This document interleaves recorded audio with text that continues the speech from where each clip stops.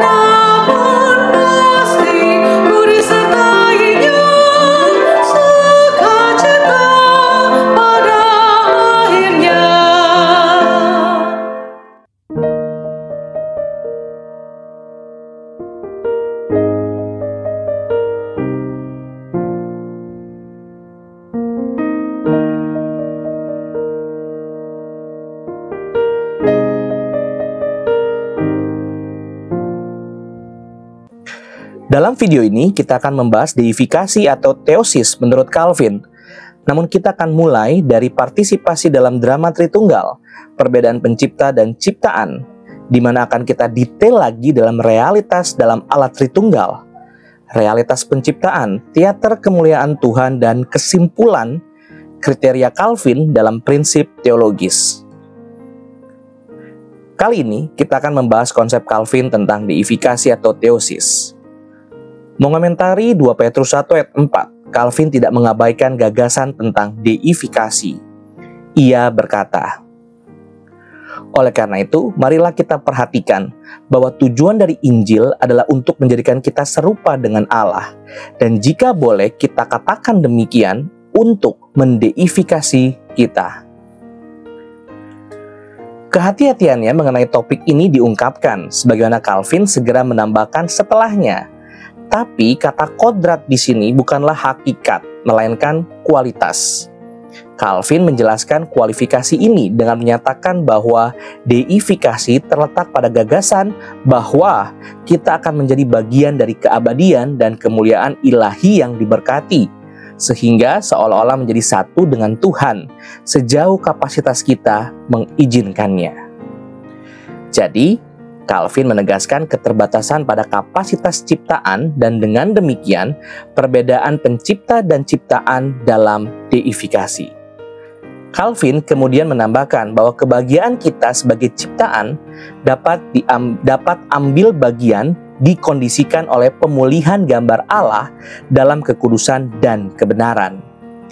Hanya setelah pemulihan, maka kita akhirnya dapat menjadi peserta dalam kehidupan kekal dan kemuliaan.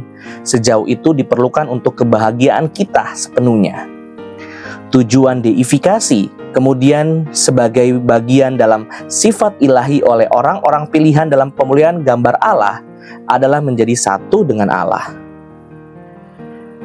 Gagasan tentang menjadi union with God juga dapat ditemukan dalam lokus baru Calvin yang ditambahkan pada institusionya definitifnya pada tahun 1559 pada bagian 3.25 tentang kebangkitan terakhir, pada bagian 10 tentang kebahagiaan kekal, lalu gagasan tentang deifikasi yang ditemukan dalam 2 Petrus 1 ayat 4 dijelaskan lebih lanjut sebagai tidak hanya mengambil bagian dalam kemuliaan, kuasa, dan kebenaran Tuhan, tetapi Tuhan akan memberikan dirinya untuk dinikmati oleh mereka, dan entah bagaimana akan membuat mereka menjadi satu dengan dirinya. Di sini, Calvin membedakan antara kemuliaan, kuasa, dan kebenaran Tuhan dan Tuhan sendiri. Apa kita akan menjadi satu dengan Tuhan sendiri dalam hal esensinya atau pribadinya? Di satu pihak, Calvin memperingatkan terhadap keinginan yang tak terkendali. Di pihak lain, dalam komentarnya atas Efesus 5 ayat 31 di tahun 1548 mengenai persatuan suami istri, Calvin mengomentari bahwa Demikianlah persatuan antara kita dan Kristus, yang dalam beberapa hal menjadikan kita peserta dalam hakikatnya. Sengaja dengan menggunakan ekspresi ambigu, sejauh akan mengizinkan, entah bagaimana akan atau semacam, Calvin menjaga kita tetap dalam batasan non-spekulatifnya tentang misteri deifikasi. Francois Wendell adalah profesor sejarah agama Kristen dan dekan Fakultas Teologi Protestan di Universitas Strasbourg. Dikenal luas sebagai sarjana Calvin terkemuka pada generasinya. Ia juga merupakan penyunting edisi multivolume karya Martin Bucer. Dia berpendapat bahwa Calvin agak kurang hati-hati dalam ungkapan-ungkapan terdahulu, seperti unites in one same substance, atau dalam bahasa Indonesianya menyatu dalam satu hakikat yang sama. Setidaknya sampai ia membaca tulisan-tulisan Osiander pada tahun 1550 atau 1551 tentang kebenaran hakiki. Oleh karena itu, tidak mengherankan bahwa Calvin kemudian dituduh sebagai penganut Osiander oleh para penentang Lutherannya. Ini mungkin menjadi alasan mengapa dalam Institutio tahun 1559 Calvin mencurahkan bagian yang panjang untuk membantah kesalahan-kesalahan Osiander setelah ia meninggal.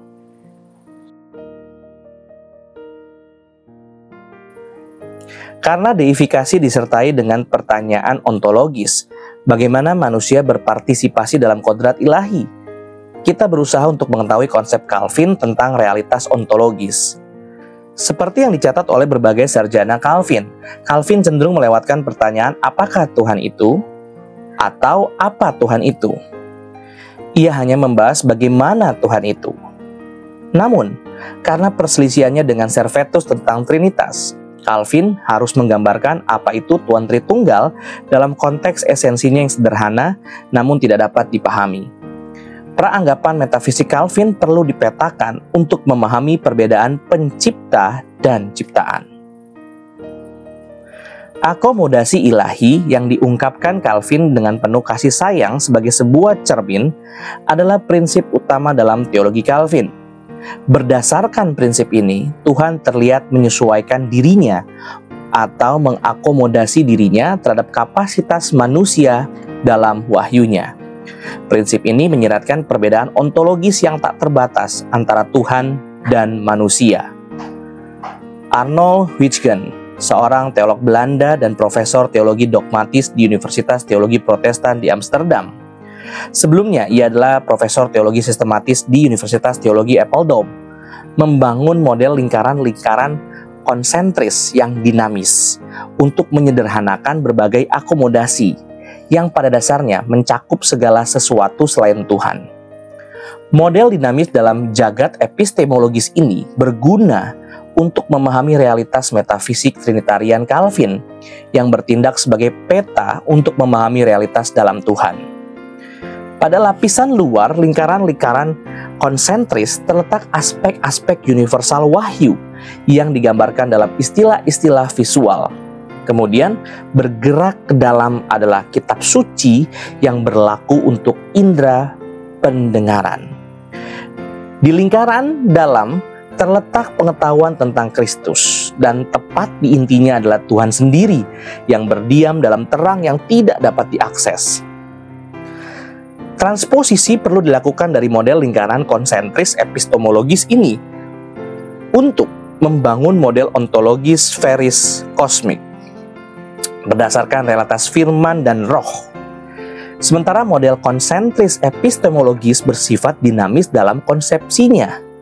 Model ontologis sferis tampaknya memerintahkan model yang lebih hierarkis dan stabil. Namun, dengan mempertimbangkan faktor dosa, dengan demikian kejatuhan manusia dan gangguan sebelumnya dari para malaikat yang jatuh, ontologi yang tampaknya stabil ini dikoreksi untuk dipahami secara lebih dinamis.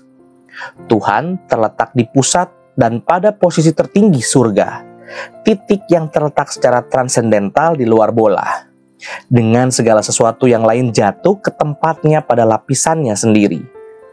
Dunia dengan berbagai makhluknya berada pada level terendah. Manusia berada pada level tertinggi di antara makhluk-makhluk di bola dunia atau alam yang terlihat, sementara malaikat masih lebih tinggi dari manusia. Dengan demikian, realitas metafisik Calvin berlapis-lapis, gabungan dari model epistemologis lingkaran konsentris dan model ontologis lingkup hierarkis. Model ini tampak mirip dengan model universe atau model alam semesta dari Ptolemeus, tetapi Calvin hidup pada zaman atau pada masa seperti itu. Ia juga tidak dikenal dengan pengadopsi awal model universe Copernicus. Dalam video selanjutnya atau berikutnya, kita akan melanjutkan berbicara tentang realitas dalam Allah Tritunggal. Terima kasih, Tuhan Yesus memberkati. Puji Allah, puji Allah, puji Allah Tritunggal. Mulia-mulia bagi Allah, pemberi kurnia keselamatan.